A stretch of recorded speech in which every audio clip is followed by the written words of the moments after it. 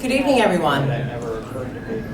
Thank you all so much for coming out on this beautiful evening. My name is Kim Dorman, and I serve as the Community Engagement Coordinator for the Princeton Public Library. I wanted to first make sure, after welcoming all of you, that everyone is aware that this room is T-coil enabled. That means that if you have a T-coil enabled device, you can turn it on now. And if you'd like to sort of see what the sound system sounds like with a T-coil enabled device, we have headsets available on the piano for you to try. With the T-coil system, it's important for everybody to speak through the mic. It also just makes it easier for everyone to hear. So if you're asking a question after the program, please wait for the mic to be brought to you, and all the panelists, just remember to speak into the microphone. That would be great. The library was thrilled when Yusuf Dahl and the Petey Greene program reached out about this program, as it fits in perfectly with the library's ongoing program this year, looking at the housing crisis that we're experiencing in this country. You will likely see people in the audience who are currently working on these issues in one way or another, and please reach out and speak to them. I'd like to thank you all for coming and for your work, and particularly would like to thank the Petey Greene program for making this program possible, and support from housing initiatives of Princeton, Not in Our Town Princeton, Princeton Community Housing, Princeton Grows, and the New Jersey Apartment Association, and Volunteer Lawyers for Justice. It is now my pleasure to introduce entrepreneur and all kinds of other wonderful things, Princeton's own Yusuf Dahl.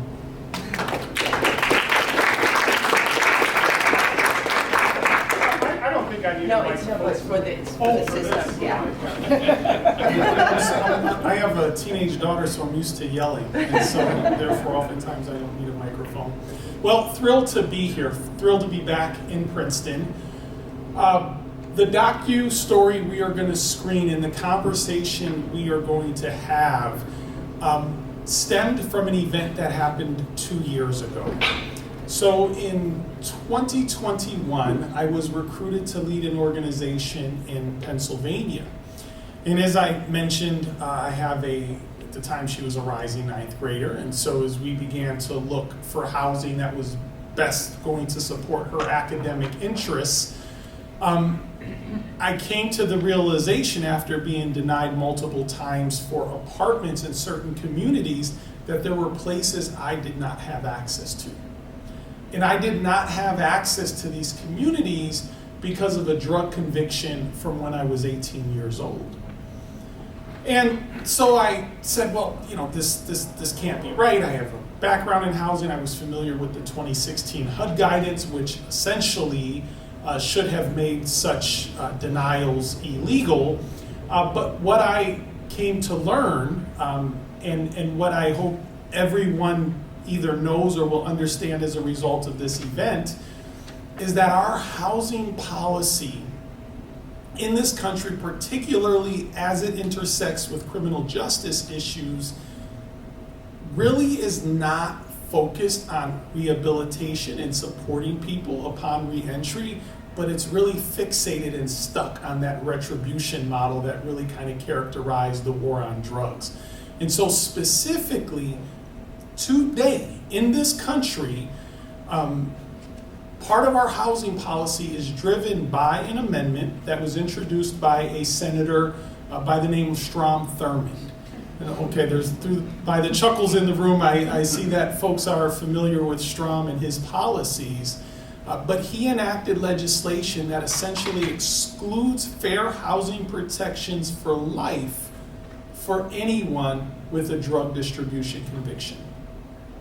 Now, of course, we know that people of color are disproportionately impacted by that legislation, and the irony of Strom Thurmond in his legislation and his policies limiting where my daughter could go to school, the communities that she could access, it upset me so much that I have been on this crusade for the last 2 years. I've enlisted great partners, including the New Jersey Apartment Association.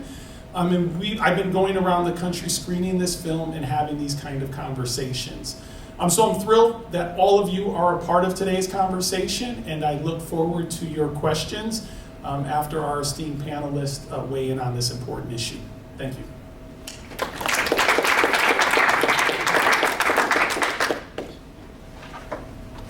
So good evening, everybody. My name is Jeff Abramowitz, and I am the CEO of the Petey Greene program. So those that may not know, the Petey Greene program is a national nonprofit that does educational tutoring inside and outside of our prisons and jails across the country. And we use college students. We were founded here at Princeton University by the class of '58, and there you go. And you can't be from '58. And we use college students to go inside and help us work individually one-on-one to get people smarter so that when they come home they have a fighting chance for their next journey in life. Tonight we're going to be diving into a really important topic, which is housing. And I would say that of the top 5 of the barriers that affect people that are in our carceral setting, housing probably is, if not number 1, number 2 in the list of those challenges that people face. And one of the reasons why I'm really excited about being here, and thank you, Yusuf, for getting me involved in this, was the fact that 8 years ago, I walked out of a federal prison, and I wasn't there visiting. I spent 5 years inside of a federal facility. I was a lawyer for 20 years in Philadelphia, made some really bad choices in life, ended up getting indicted on a financial crime, and coming home and leaving prison to a shelter, a homeless shelter, where I lived for a little over a year before I was able to get housing and a place to live and a job that could sustain me. And what I found and recognized in the shelter that I lived in was that I was the norm. There were people that all around me that were there simply because they did not have a place to go to. They could not get an apartment. They could not find adequate employment and a way to make a living. So housing is something really dear and passionate to me. When we talk about backgrounds that individuals have, and that barrier of getting not only a job but getting a place to live and shelter over your head is so important to helping that revolving door of our prison systems and jail systems to stop. So we're going to talk a lot about that tonight. And if I get passionate about some of the comments, you'll kind of understand why, because I lived in that system for a bit and continue to work in the system every day and see it as I talk across the country and work with people that have these similar challenges. So without that, I did have a chance, and I've seen this probably a good dozen times, and I will tell you that there's going to be a lot to talk about. So be mindful of the messaging and the people that are in it. You'll see Yusuf a bit in there as well. But I want to play the movie, and then we're going to break out and bring our awesome panel up as well. This is backgrounded. It's part of a Showtime's Vice docu-series. So it's not too long. I think runtime about 15 minutes total runtime, so not too long. But why don't we get right to it and show the film, and then we're going to get into our discussion. Great, thank you.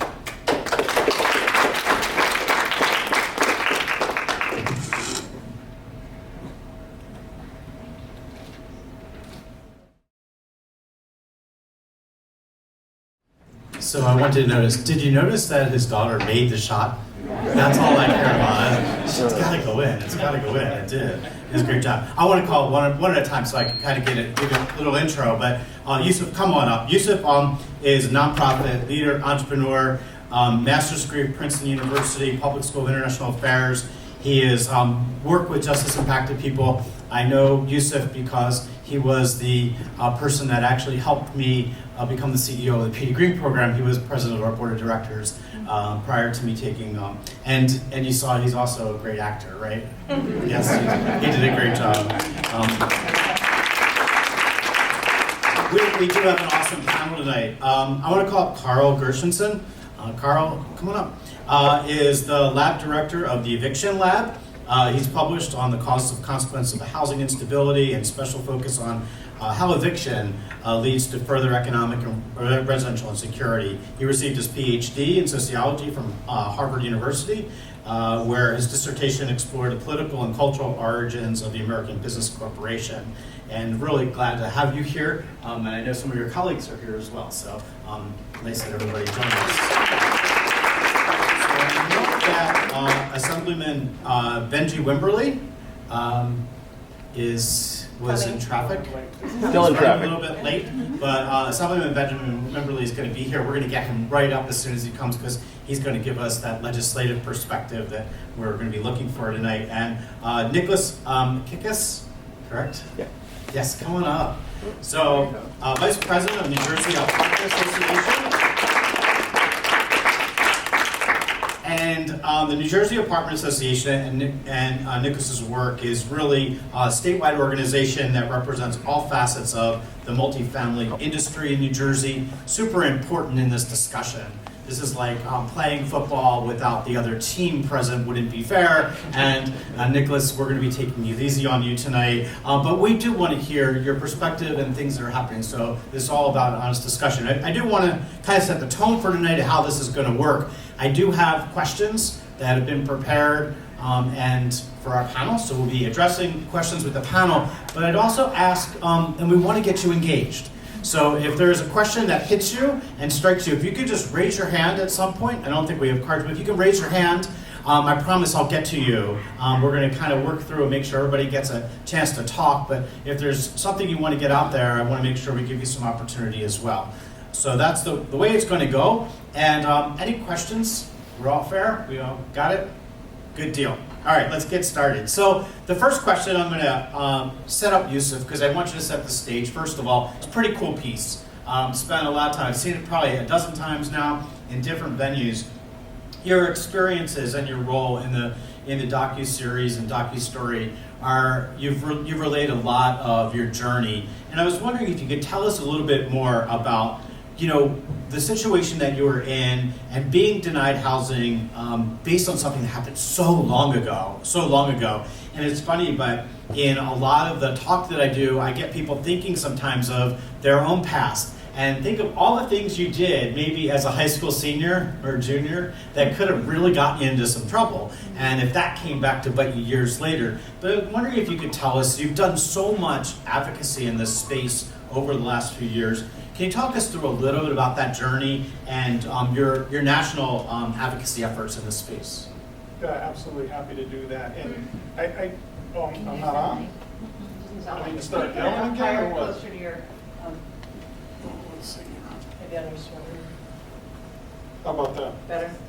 All right, maybe now I'm going to have to look all crazy. Talking to everyone. Yeah, so absolutely happy to do that. But before I do, I just want to thank our panelists and everyone involved in organizing this. As I noted, I've been across the country screening this docu-story, and there probably has not been a location where it's been as enthusiastically embraced as it has been in New Jersey. So, whether it was the university or the New Jersey Apartment Association, when I pitched this idea, there was a lot of enthusiasm around that, and that's really important because any viable solution we're going to possibly come up with is going to require this level of collegiality, collaboration, and really an understanding of our mutual interest in resolving this issue. So, to your question about my experience with having, an incident, a bad decision from 25 years ago, limit the opportunities for my family today, it was an incredibly jarring moment for me because, as you can imagine, I've been able to do a lot of really interesting things since that bad decision. I've worked on 3 continents. I've graduated from Princeton. I've just done a lot of very interesting things that have put me in a position of privilege. But ultimately, we work so hard so that we can extend those opportunities to our families, right? To our children. And so to know that we have housing policy today that essentially holds somebody responsible for the worst thing they may have ever done, it's fundamentally wrong. Like it's just not the right thing for us to be doing. And so, but I think that's something we have to reckon with because that's indicative of kind of our overall criminal justice system, and this is just this interesting piece where it intersects with housing policy. And so, it's something that, again, and I think we should all think about who this legislation applies to, and it only singles out people with drug distribution convictions. And of course, that harkens back to our criminal justice policy of the 1980s. But it's also important to note that most people who've been convicted of drug distribution are actually drug users. Right? And they're oftentimes selling to support themselves. And it's also interesting for us to think about the existence of this legislation in a world where certain substances are now becoming increasingly accepted and even legal. So 20 years ago, you could have been busted for 2 ounces of pot, which is now legal in many states, and you could still lose your fair housing protections because marijuana is illegal federally. So it's a really interesting dynamic, and I'm thrilled that we're discussing it here in this community today. And it's a very complex issue. There's many layers to it because one of the things that struck me about the movie, which I want you to comment on real briefly before we move on, was the issue of knowing your neighbor and the right to know your neighbor. And you heard the gentleman, the landlord say, well, I want to know who's in my house, whom I'm renting to. I want to know who I'm living next to. And I'll tell you, in the workplace, one of the things we see often is somebody will get a job and then one of their coworkers will Google them and they'll come back and they'll say, oh my gosh, I didn't realize he'd been convicted of this and I don't want to work here anymore, or we don't want him working with us. So can you just talk to us a little about the right of the public to know when you're living in a neighborhood? How does that play into all this discussion? I don't know about the neighborhood piece. That one just doesn't. Let me focus in on the landlord, because certainly a salient argument could be made as a landlord. I need to know who's in my property. What I would say with what we saw in that video, and we're all, is there any kids in the room? No? Okay. So he rented to an asshole. But guess what? There's a lot of assholes who don't have criminal convictions. So it's one of these things where this is a fascinating issue for me, because somehow as a society, and certainly government, has a role to play in this. We've put so much weight on whether or not someone has been convicted of a criminal activity and what supposedly that says about that person for the rest of their life, and that does not make sense.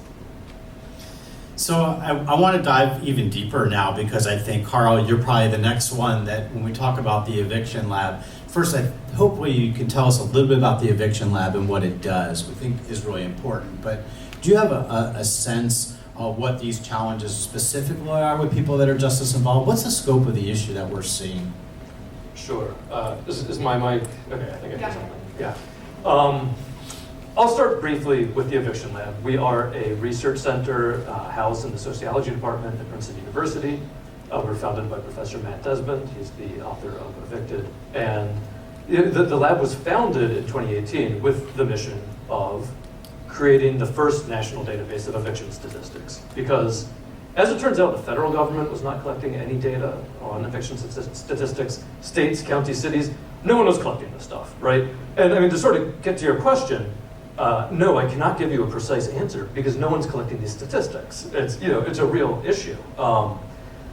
Evictions are maybe the most memorialized event in housing, right? We can go to a court docket and get a record of when an eviction was filed, but we cannot see how many people were turned away from housing. We can't see how many people became discouraged in their housing search. Those are all, essentially invisible to us. Add to that the difficulty of finding out who is justice impacted. It's a combination of both extremely sensitive data and data that is poorly collected, not aggregated up at the national level. It's a nightmare for researchers to try to work with that, right? So, as a responsible academic, I have to say to you, no, we don't know the extent of this problem. But of course, we know that it's a huge problem, right? Anecdotally, everything we know about how the world works. Yes, people who are justice impacted have a lot of trouble accessing housing.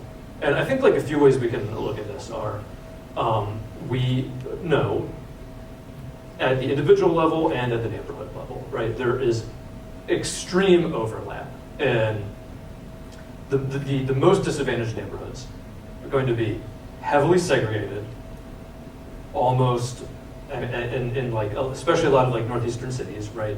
Going to be like 95% black, low income.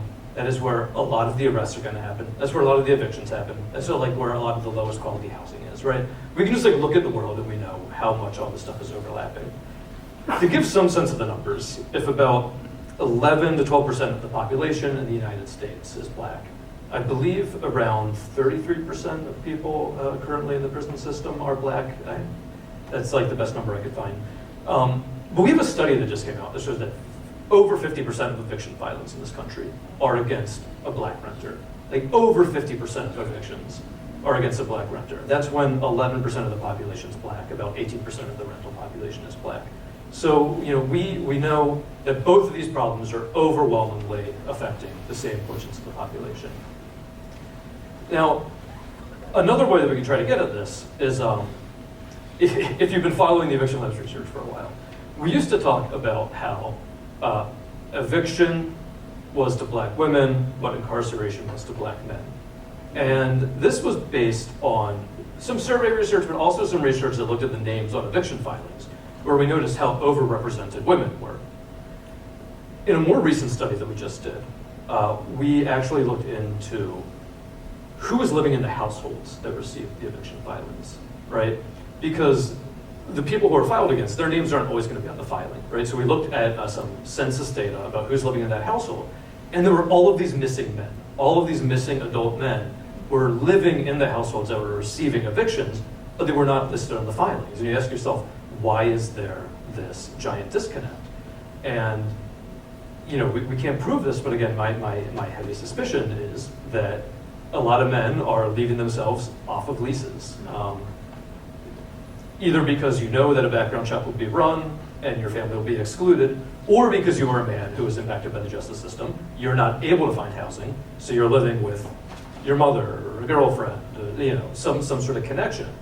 For whatever reason, there are just a lot of men in this country living in eviction-impacted houses, but who themselves are not on the lease, right? And I think that these are sort of shadow men are most likely justice system impacted. And I think, you know, so if you think about these men, and we know the risk that having someone who has a criminal justice record can have on your own stability. So think about the position this puts you in if you are the mother, the sister, the cousin, the partner of someone who has seen someone in your network who is not able to find rental housing, and you're making that choice. Do I let my kin, my friend, do I let them flirt with homelessness? Do I let them struggle with this, or do I bring them in and risk my own housing insecurity, right? This is like a decision that people are forced to make all the time. And there's a wonderful book by Jonathan Reuben Miller called Halfway Home. It's like half academic study, half memoir, where he talks about, he's a University of Michigan professor, very accomplished, you know, he's the kind of guy everyone would love to rent to, but his brother is coming out of prison. And you know, he's just like, he realized like he couldn't house his brother without losing his own housing in all these situations. Just a terrible bind to put people in. Wow. So that last part, I guess, hits home closer than you could possibly imagine, because when I came home, I have a 28-year-old daughter, and my daughter actually had, we lived together after I left the shelter, but my daughter, the lease was in my daughter's name, despite the fact that I was a director of a workforce agency when I got back on my feet. So definitely some real challenges. Nick, I want to get to you because I think, you know, you can shed a lot of light on this, but we heard a woman from New York City say that there were consequences for breaking the law, that it's really a public safety issue, was one of the things that came from her. And it's really not a black and white issue. It's not so clear when we talk about some of these things. But look, Yusuf was denied housing for something that happened 25 years ago. Where is that line, and how do we distinguish it?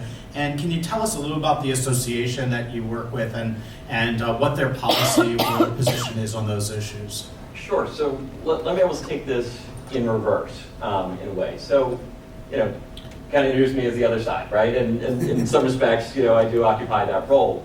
But I think you could narrowly look at the apartment association as the advocate for the landlords in the state of New Jersey.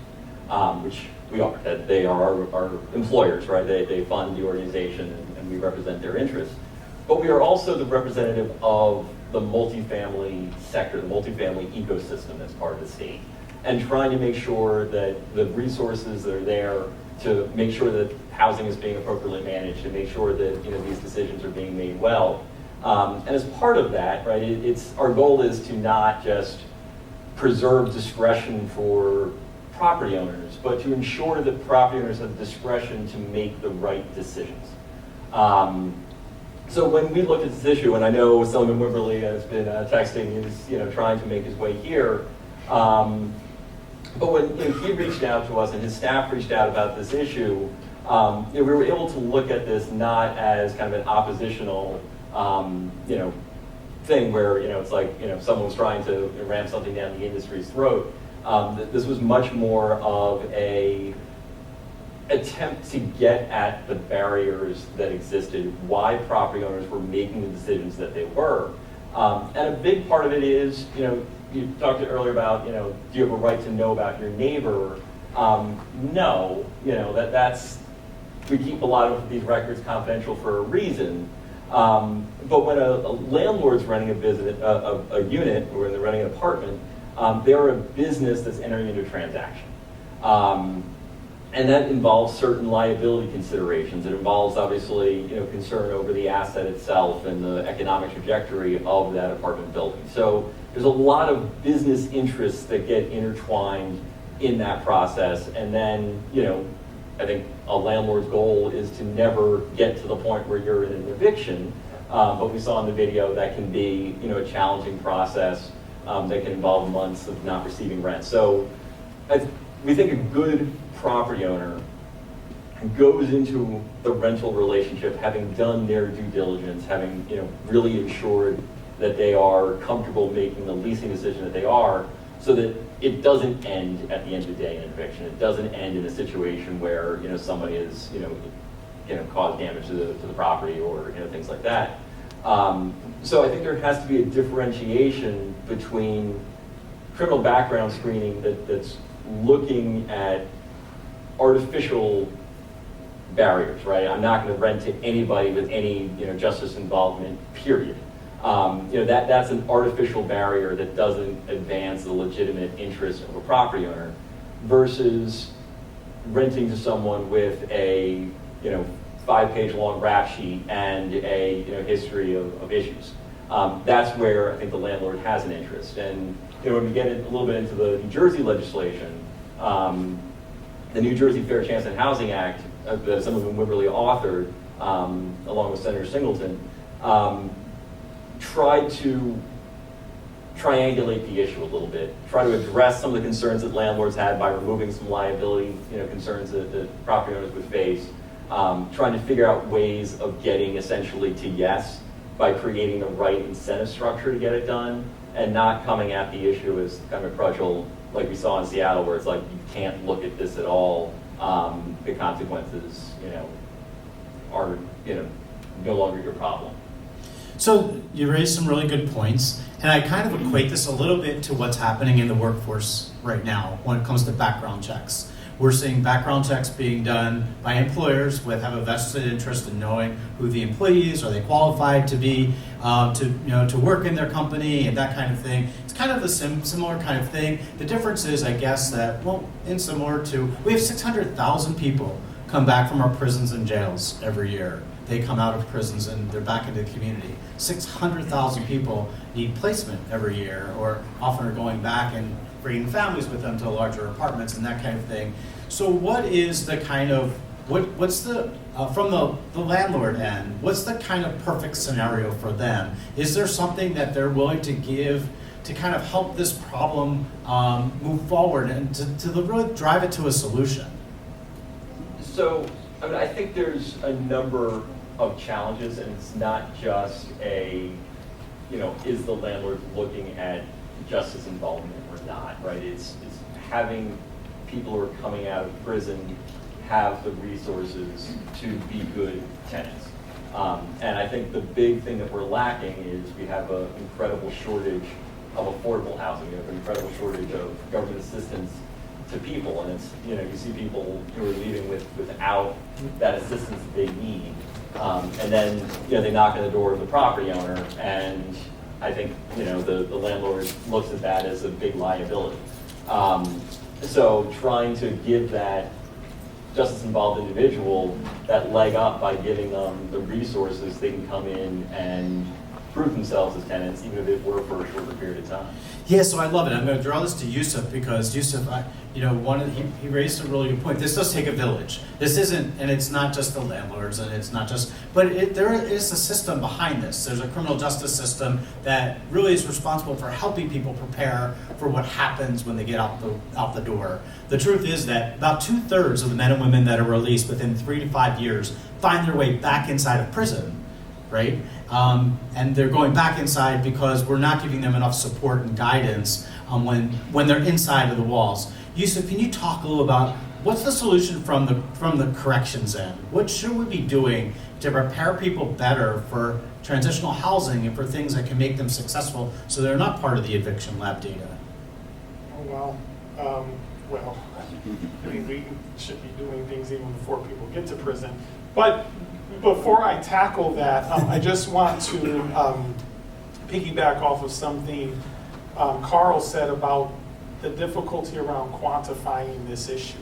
So one way we measure discrimination in the marketplace is fair housing agencies will send out testers to the rental market. So they'll send out, say, a white tester and a black tester, and they'll both, have similar credit scores, and they'll apply for an apartment. And if the white person gets the apartment but the black person doesn't, it's one way of noting that discrimination and taking action.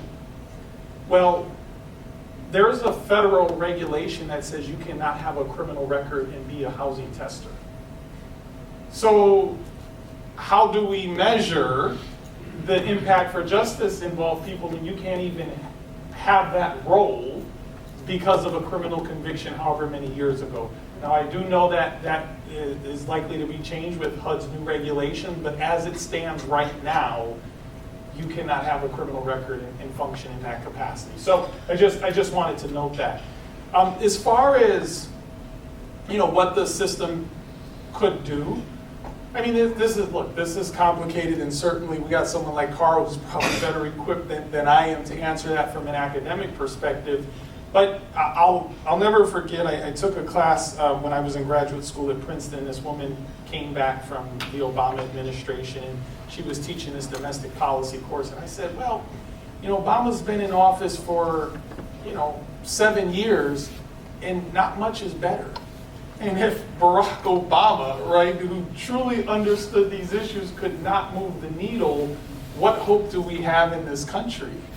And she said, well, the problem is we fund programs to a level where we can point and say, look, we put $50 billion into this problem. We're doing all that we can, but we all know that problem doesn't require $50 billion. It requires $200 billion, right? And so that $50 billion is enough to, satisfy our collective consciousness that we're doing something, but it's wholly inadequate. And that is indicative of the criminal justice system. Everything from the front end of that system, right, to our schools, the inequitable nature of our schools, to the lack of rehabilitation and support folks are getting when they're coming home to prison, and ultimately to being ill-equipped to make a convincing case to a landlord to extend that opportunity for housing. It's also a shortage that we have in terms of housing assistance, right? So, you have as of right food stamps, SNAP benefits. There is no as of right housing benefits. So about 1 out of 10 people who qualify for affordable housing can actually go out and get it. And there's probably many more who need it than qualify for it. So there's an incredible shortage of affordable housing, incredible shortage of resources out there. And I think oftentimes, that puts the onus on the apartment industry to say, all right, well, how are we going to try to address some of these challenges without having those resources coming from the government? Really good point. Good point. And I want to get to Carl, maybe you can kind of guide us a little bit. The fair housing legislation that's out there, it's hotly debated across the country. I mean, everybody's talking about it. What should the public that's in the room know about it? And when we talk about, making change happen and moving the ball forward on it? It's important to realize that New Jersey is one of the, I think we agreed, it's the only state that has, Only state.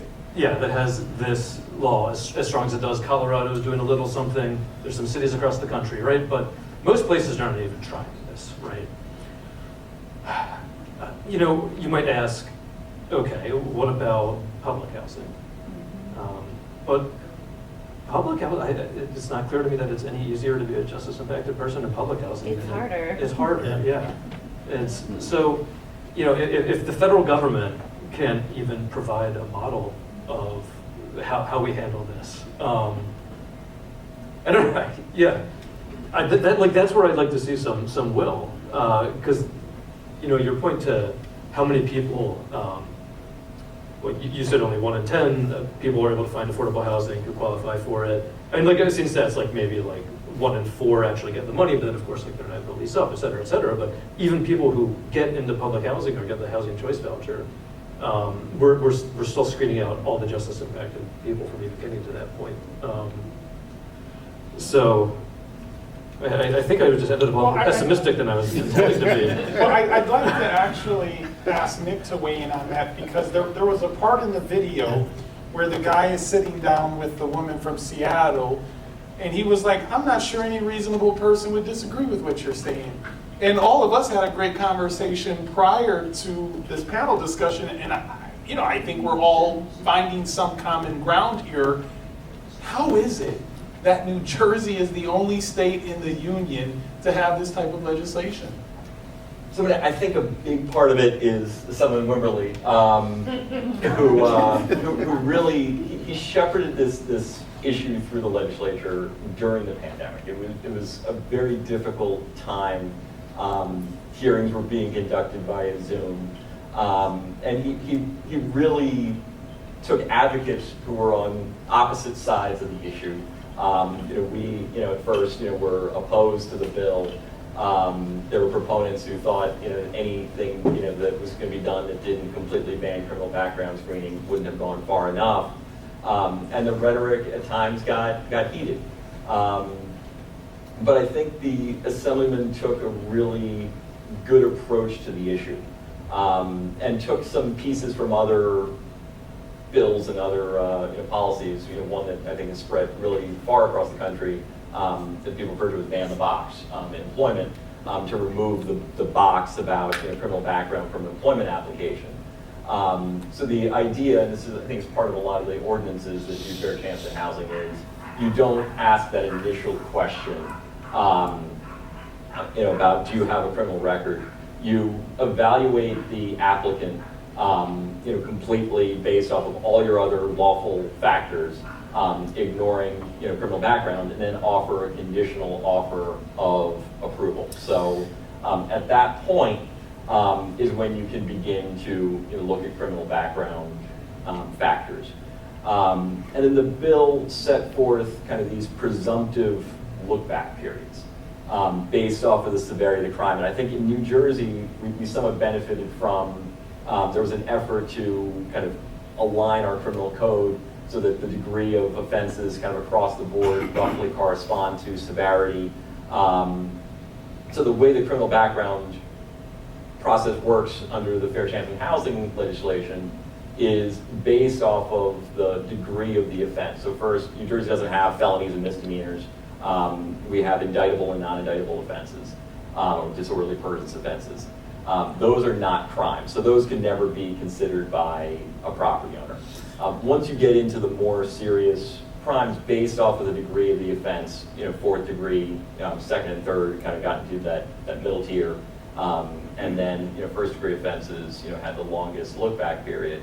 A landlord could consider criminal records for that specific time period.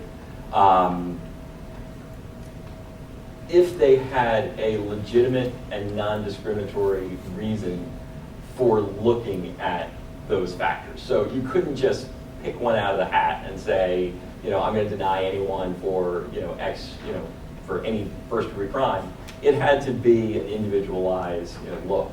And then the next step is, even if a landlord does deny somebody on that basis, they're required to go and do a holistic, individualized assessment. So it's kind of this multi-step process. And I think it reflected kind of the approach that I think good property owners were doing in the wake of, and it was mentioned a little bit in the documentary, the HUD guidelines on criminal background screening.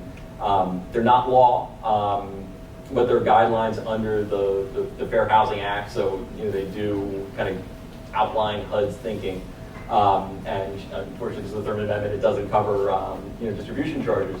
But it really set forth that process of do an individualized assessment, have a more nuanced policy of not just criminal background rejected, and things of that nature. So we kind of adopted, I think, some of the best practices of national firms and firms operating in New Jersey under that HUD guidelines as kind of part of the state legislation, but then put kind of the state's thinking in terms of what crimes to look at and what time period.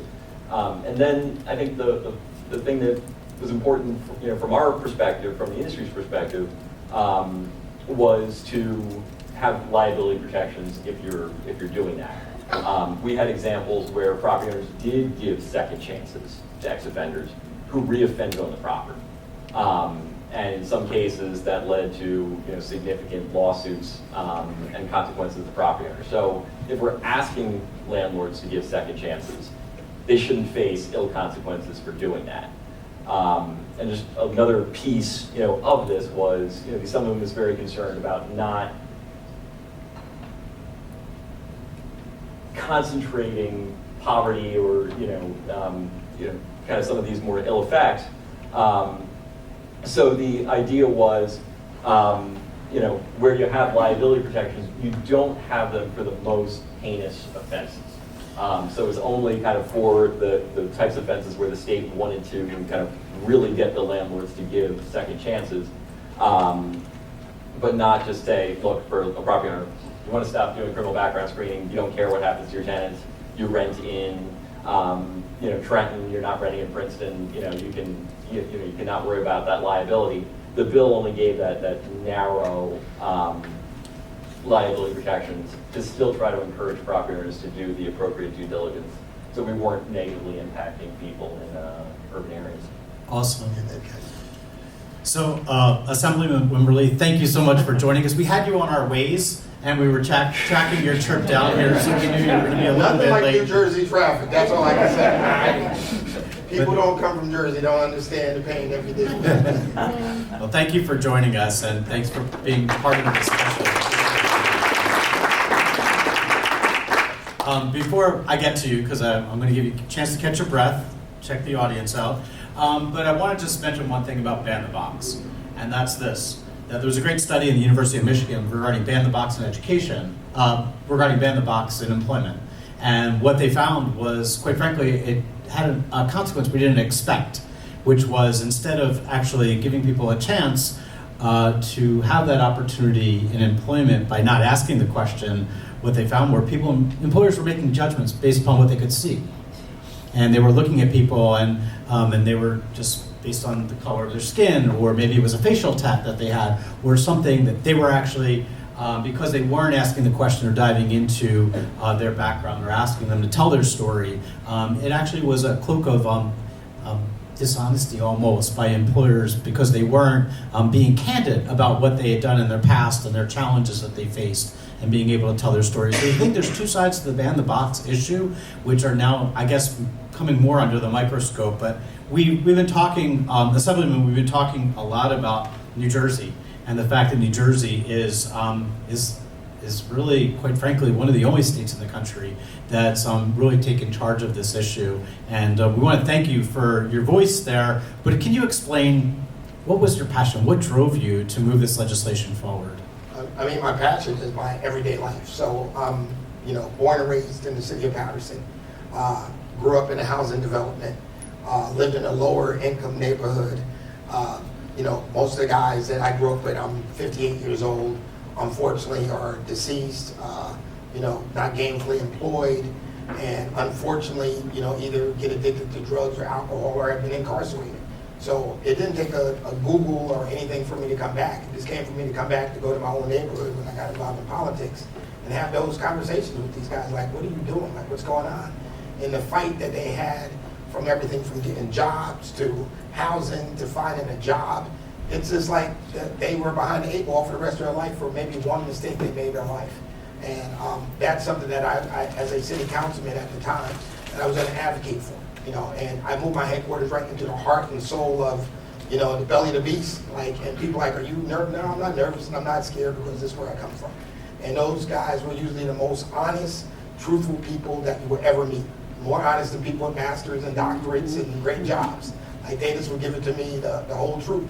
And from that point on, I realized that, this is something that I had to do. Help these folks who were basically been marginalized by early mistakes. Sometimes it's simple things that to make sure that, they have a fighting chance in their life when it came to, getting a job, getting funding for college, just the simple things. And, and every day to this day, we just fill calls and we deal with people. When I go to the local store on purpose so I can have those conversations, or go to the same coffee spot every day, that these are issues that you don't realize that people take for granted that happen every day to just regular folks.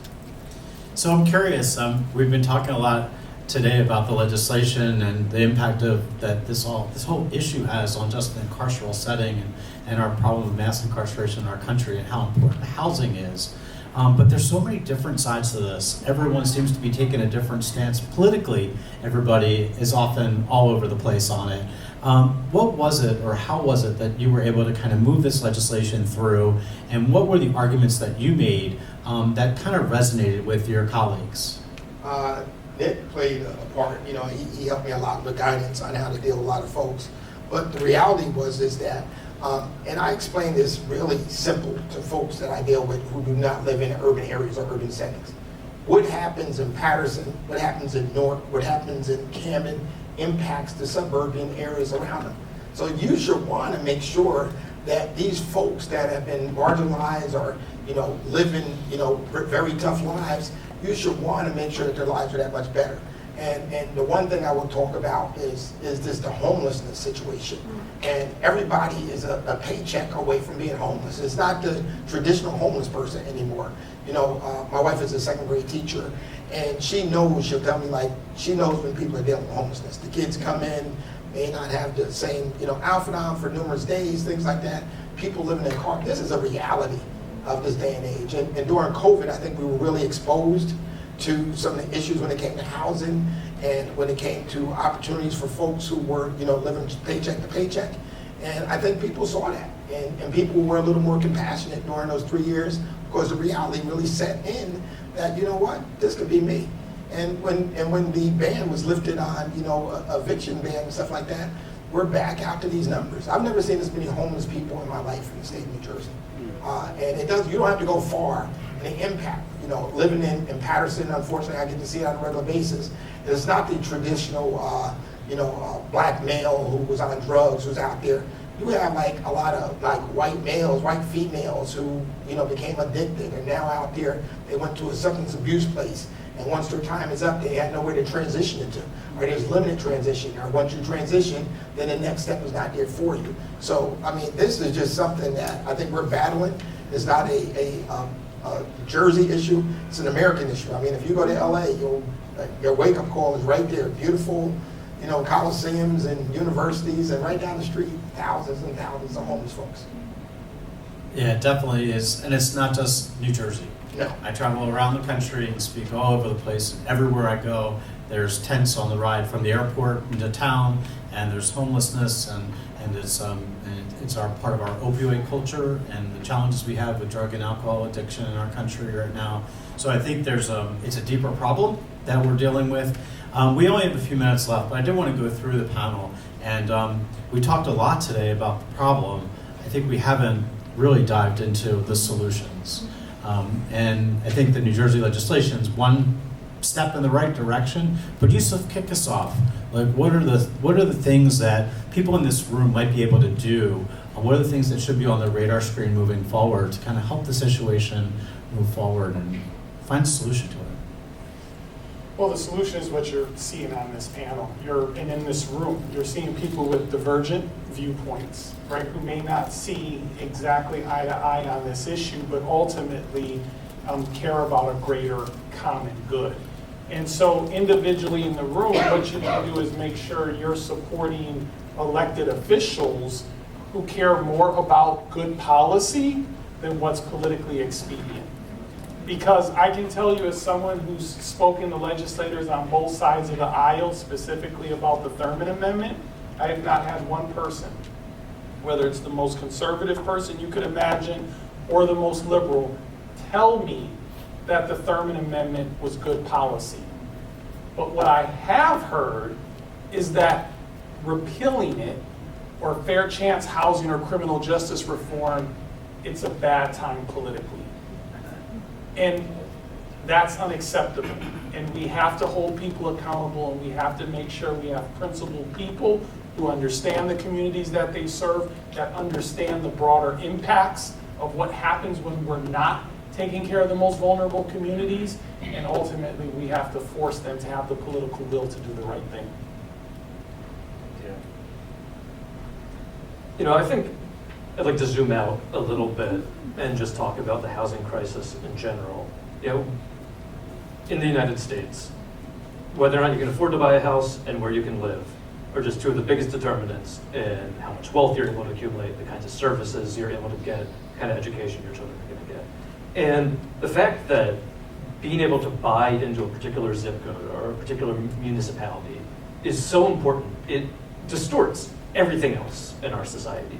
So, you know, in that documentary, we have Yusuf's story, where you're trying so hard to get into a place that's good for your family, right? And because housing is so expensive there, housing is so scarce, landlords have the opportunity to discriminate against you, right? They say, you know, I can see that you're probably going to pay the rent, but whatever, there's 10 other people who can, you know, why should I rent to you? So on the one hand, we need to open up more housing opportunities in amenity-rich neighborhoods. On the other hand, we had the story of, and I forget her name, but the woman who was unable to find a place to live. Landlord knows that he has a captive renter, and her rent's doubled. She's paying $2,600 to live someplace where she doesn't want to live. And you know, I don't have all the details on. I didn't see where she's renting, et cetera. But you know, you assume that is not an amenity-rich neighborhood, right? And this is like another one of the perverse aspects of our rental market, where when people become, when people become trapped, they don't have opportunities. You can exploit them. You can charge a lot of rent, but they realize they don't have anywhere else to go. You know, the way to solve this, we need to bring amenities to the places that have a lot of housing but no amenities. We need to bring housing to the places that have amenities but no housing. Let's, you know, if you make every zip code, every community a place where people are happy to live, we can all stop being so obsessed. Where we don't have to, like, you know, check Zillow every other day to see our property value is going up, what's happening with rent and so forth, right? Like, let's just live in communities where we want to live. Make every place a community of choice, an opportunity. So, I mean, I would say kind of on that macro, you know, level, you know, one is, you know, there's always resistance, I think, to new development and new housing. So I think one thing is to treat housing as good, and, you know, really encourage the development and construction of that. You know, it will start to relieve some of the pressures that have been driving everything off, you know, kilter. Single-family home prices, you know, multi-family rents, et cetera. So I think one thing is to really, you know, try to treat housing as good, try to make sure that we're building it where we need to. Clearly, I think it is very important to ensure that we're investing in urban areas as well as suburban areas, and you know, I think that's always a debate in the legislature when, you know, we're allocating housing resources. Does it go to suburban areas? Does it go to urban areas? And you know, I think sometimes in a lot of these programs, the view starts to become, we got to create more housing opportunities in suburban areas, but then we neglect some important redevelopment opportunities in urban centers as well. And then, I mentioned earlier affordable housing and housing vouchers, and really trying to make sure that those vouchers can pay sufficient amounts so that the person with the voucher can rent quality homes and be competitive in the rental landscape. I think right now, a lot of people with Section 8 vouchers, they face difficulties utilizing them. There's been a lot of press about that. They kind of looks at it as landlords discriminating against source of income or tenants on the basis of their race. But a big part of it is the program just doesn't pay enough, so they're always looking at some of the most competitive rentals out there. So it's really making sure that we have enough affordable housing.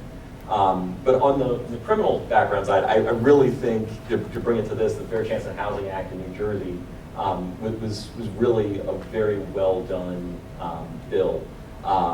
And I think it was one where it just didn't try to eliminate the issue of criminal background screening, but try to create a system of incentives to make that work, to make some of the kind of unreasonable determinations really impossible in New Jersey. And we didn't talk about this, but the enforcement side of it, it has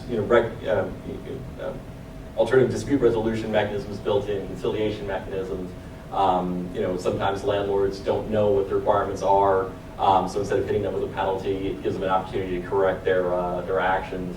Then if they are repeat offenders, then there's penalties that come in. So it really is trying to rejigger the incentive structure to help try to get to yes. And I think that's really a testament to the bill, and hopefully we're starting to get education out there. Hopefully it's starting to take effect, and that impact I think will be felt.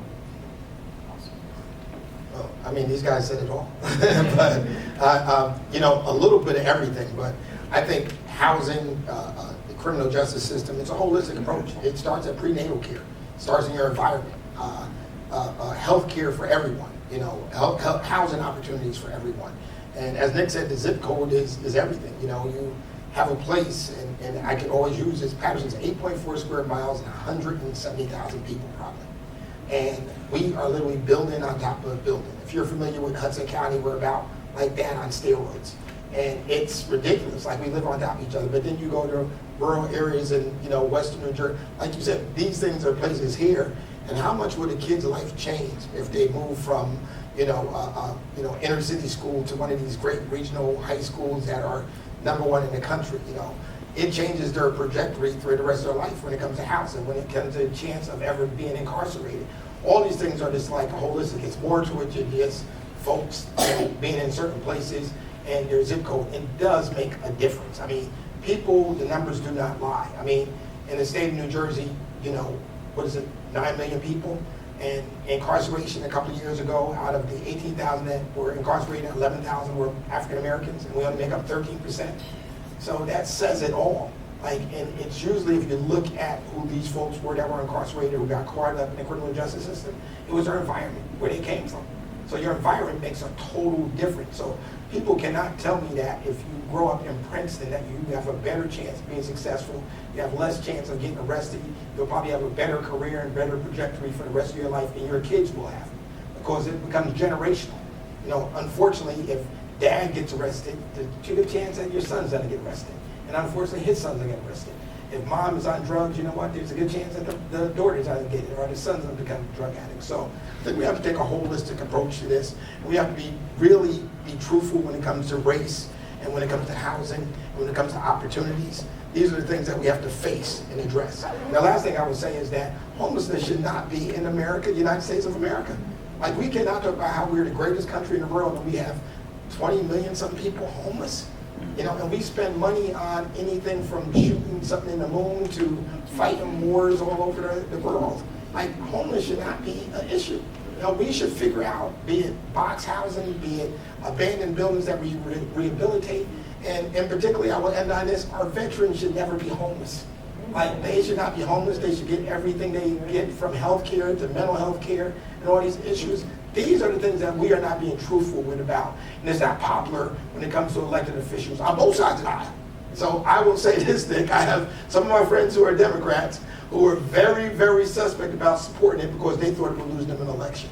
I'd rather lose an election and stick to my morals and integrity than know that I'm going to keep somebody homeless at Penn Station for the next 12 months because they just didn't have opportunity.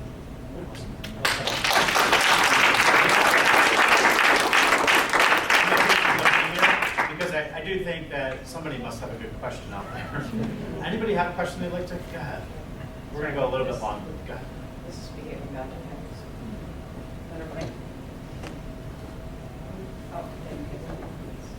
So there's a lot of facets to this issue, as we've covered, obviously.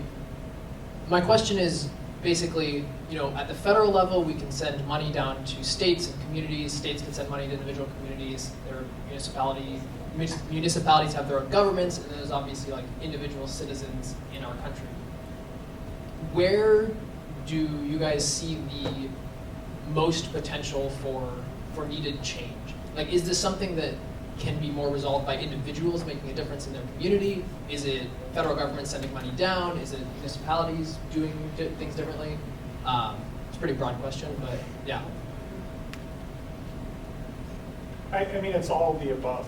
So in New York, and I'm fortunate to have a good friend of mine here who helped organize an event in New York called Open Minds, Open Doors. This is double change. We ultimately do need the federal government, not just passing laws that can help people who don't happen to live in a progressive municipality, but also to have the funding to back up a lot of these mandates. So the answer is definitely like strike where the iron's hot. if your city council is willing to do something, let's do that. But we have to keep our eyes on ultimately having something strong happen at the federal level. So, and I would just say to that I think there's a great book by Damon Santola called Change, and it's all about how you change society. And if we learn one lesson from the Black Lives Matter movement, is that change doesn't always happen from the top down, it happens from the bottom up. And if you really want to know something to do, is get involved. There are a lot of organizations that are doing great work out there, and get involved, get your voice heard, become an advocate for for what we're talking about, and getting people fair housing. And I think if you can do that, that's anyone, and that starts in the community. It starts here, and that's something that's an easy lift to begin to move the ball forward on. I know we're kind of right almost about time. We have time for one more question. Anybody? Hi, how are you? Ooh, am I loud enough now? I usually think I'm loud enough without a microphone. So I just have a question, more of an opinion. I know you mentioned the box houses, the tiny houses, and I see them as being a success because it's been a success in Princeton, New Jersey. It's been a success in Newark, but a lot of our towns have shot down getting these tiny houses or these box trailers, I call them, built up in their towns. Do you think we have a chance of getting that as a solution to be able to house people, to get people off the street? You mentioned our homeless, and in New Jersey it's a crime to be homeless. So there we are with more incarceration, or more tickets, more this and more that. So what do you feel about the tiny houses, or is there anything you think that we could do to overcome some of these barriers of these towns shooting down, having them built in their areas? And it's going to take, strong leadership. I mean, that's the bottom line. The reality is that it proves that you should want to keep folks off the street in affordable housing. You go to a lot of major cities in New Jersey, and there's abandoned buildings and factories that can be rehabilitated that you can't put in. You have a bunch of abandoned hotels and motels that you can renovate for housing for folks. So it's really going to come down to a public outcry for it. And all it takes is, I'm just going to give you the visual. Go to Penn Station at 5:30 in the morning, and you will say you have a whole different point of view on life. You will appreciate life a little bit more. You will go, you know what, this is not fair. The mental health issues of these folks that are out there, the people that are getting the medication and stuff that they need. We as a people, like you said, it took young folks in Black Lives Matter and stuff like that. Housing lives matter, and housing people should matter. And you know what? Why folks don't want it? Because it will decrease their property value. It's not about you, it's not about them being homeless. They do not want to see their property value decrease. They don't want some of their schools to be integrated with folks who are seen as less than. So these are the issues that, the reality checks that we have. You know, we'll brag about we have the best public school system in the United States, meaning New Jersey. But what zip code do you live in? Great point. So I think we're about at time. But first of all, big shout out to them and thank you to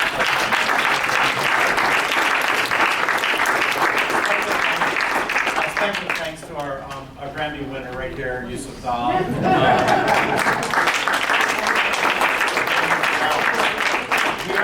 We are gonna hang out just before we go. A few things. One is thank you again. This is a really important issue, but again, I think it takes all of us to kind of step up and get involved. And there are things that you can do at the grassroots level, and to talk to your legislators and let them know that this can be done and we can shake it up if we just get involved.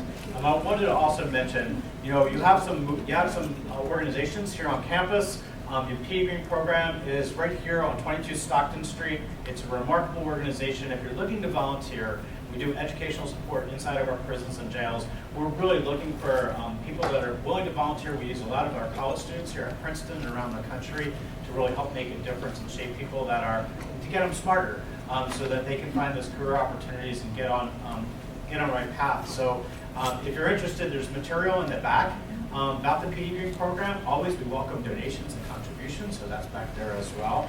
And we're going to hang out after this and answer more of your questions. And Assemblyman, thank you so much for coming down, because although it was short, it was truly impactful. And hearing the work that you've done in this space is remarkable.